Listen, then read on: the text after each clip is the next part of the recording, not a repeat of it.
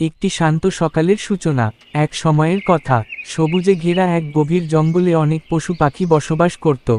সেই জঙ্গলের এক প্রান্তে রাজত্ব করত এক বিশাল, গম্ভীর আর ভয়ঙ্কর সিংহ। তার গর্জনে গোটা জঙ্গল কাঁপত। আর আমাদের সিংহটা তার গুহায় নিশ্চিন্তে ঘুমোচ্ছিল। হঠাৎ একটি ছোট্ট ইঁদুর খেলতে খেলতে এসে সিংহের গায়ে উঠে পড়ে। সিংহ ঘুম ভেঙে গর্জে উঠল, কে আমার শান্তি ভাঙল।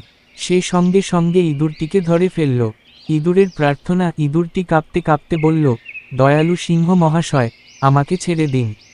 আমি ছোট হলেও একদিন আপনাকে সাহায্য করতে পারি। সিংহ হেসে বলল, তুই আমাকে সাহায্য করবি?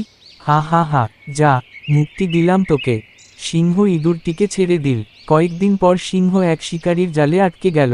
সে জোরে জোরে গর্জাতে লাগলো, কিন্তু কেউ আসল না। তখন সেই ছোট্ট ইঁদুরটি ছুটে এল।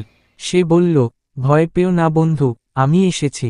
ইঁদুরটি তার ধারালো দাঁতে জাল কাটতে লাগল। কিছুক্ষণের মধ্যে সিংহ মুক্ত হয়ে গেল। সিংহ খুশি হয়ে বলল, তুই সত্যিই বড় বন্ধু। তারা দুজনেই ভালো বন্ধু হয়ে গেল। জঙ্গলের সবাই অবাক হয়ে দেখে, এক বিশাল সিংহ আর একটা ছোট ইঁদুর একসাথে হাঁটছে।